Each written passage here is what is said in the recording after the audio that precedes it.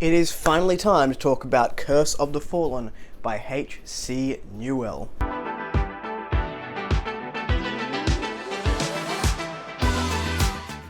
Hello everyone, welcome back to A Fictional Escapist. My name is Kris, and today's video is the Curse of the Fallen book review. Before we jump into that review, make sure you're checking the description box down below for links to my Discord and social media, should you want to come along for the ride. Now, jumping straight into this one, I had a really fun time with Curse of the Fallen. I did a little bit on audio and a little bit on the physical copy, and it was just a fun, action-packed fantasy adventure which hit the ground running from page one. I will also say it was very approachable to people new to the genre, as well as offering some comforting fantasy feels to people who are well seasoned in the fantasy realm. Like I said, the reader is dropped into the action from page one. We follow Narena as she desperately seeks anything that will free her from the curse placed upon her by the Order many years ago. Each time she uses her magic, the Order is on her tail and she has to fight to survive. Being born of magic, Narena is labelled a demon and has spent her life on the run, but she's had enough and she's ready to fight back. On this adventure, she is joined by two main characters, I would argue, and then more come into play along the way. We have Lorik, who is a witty bard, and the friendship between the two of them, Narena and Lorik, was really beautiful, and I'll get into that a little bit later. And we also have Gil, who is a very loyal, very faithful shapeshifter, and they uncover a rune, which allows Nia to use her magic in powerful ways. Not only that, but it opens up the possibilities of completing the trials. Completing the trials would grant Narena her freedom and is a way to break the curse and free herself from the Order forever. The only problem is the likelihood of surviving the trials is very, very small.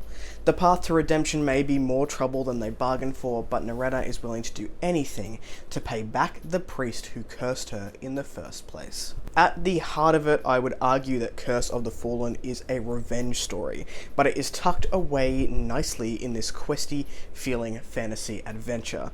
We learn about the Order and the past fairly quickly, which tells us where Narena's motivations lie, in that she's quite unpleased with the curse that has been placed upon her, and she would really like to dole out a can of warpass to the people who put that curse upon her, to put it nicely. But to get to that point, Narena and her crew will have to take a lot of steps along the way in order to seek that revenge that she so desires. She will need to learn to trust, she will need to learn where to remain guarded, and hope like hell she can survive until the end of the trials. That is the plot in a nutshell without giving too much away. Like I said, we do have some more characters that come into play as the story goes along, but delving into those would jump into spoiler territory, and I want you to experience this world for yourself because it was really fun. This is a really fun read and I can't wait to get into book 2.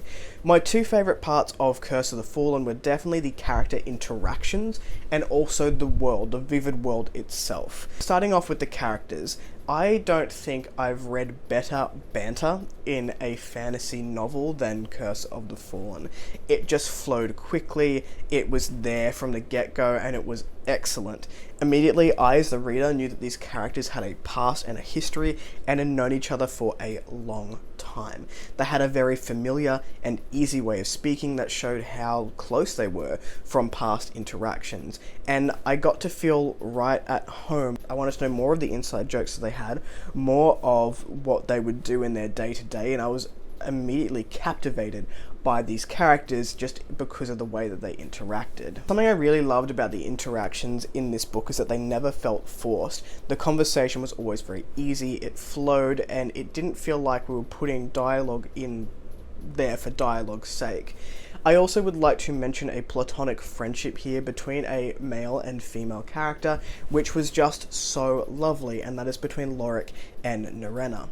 So Lorik is our bard, he's very quick-witted, he's also quick to get himself into trouble, and he had a beautiful platonic friendship with the main character.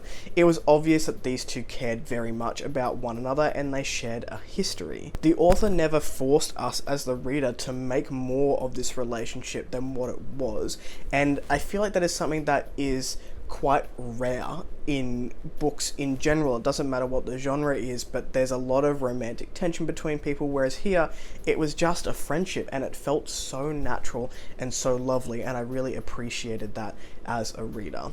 The other character worth mentioning here is Gil. He is a shapeshifter and he just knew how to get the other two out of a pinch every single time, but he also wasn't afraid to tell them off for being idiots.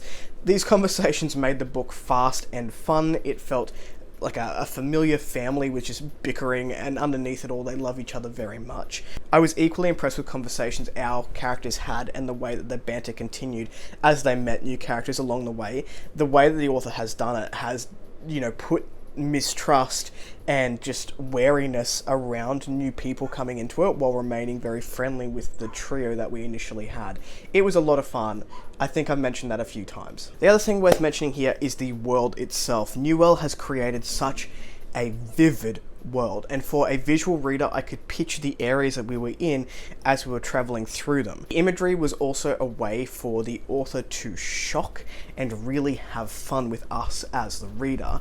We had a hippie nudist colony in a grimdark book, which was wild, and it was definitely a huh moment, but at the same time it was friggin' awesome. I was like, yep, she went there, and it was beautiful.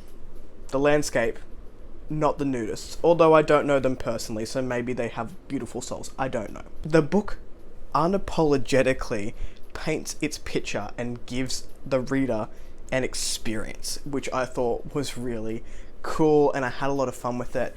I have spoken to the author and she shared some artwork with me, which is going in some of the inserts if you bought the special editions, and it's just wild and vivid and amazing, and you should definitely go and check the author out. Of course, I will have her linked down below in the description box. Although parts of this book were a little bit rough around the edges for me personally, remembering it is a debut, such as there was some lulls in conversation and some middle book syndrome in the middle of the first book where we're sort of waiting for the next action sequence to take place, it was fairly solid in my opinion. This is a great entry into fantasy if you're looking for something that's easy to comprehend, that will provide a lot of fun, or if you're a seasoned fantasy reader that just needs a palate cleanser between all those 10 book series that you have going on right now, this is going to be a great choice. I am really looking forward to book 2. I am looking forward to seeing this author grow in their craft and just have a fun time with it. Curse of the Fallen gets a thumbs up from me. Have you read this one? Are you going to pick it up? What did you think? If you like the content, give it one of those. If you want to see more of it, click subscribe at your will. I'll catch you in the next video. Ciao.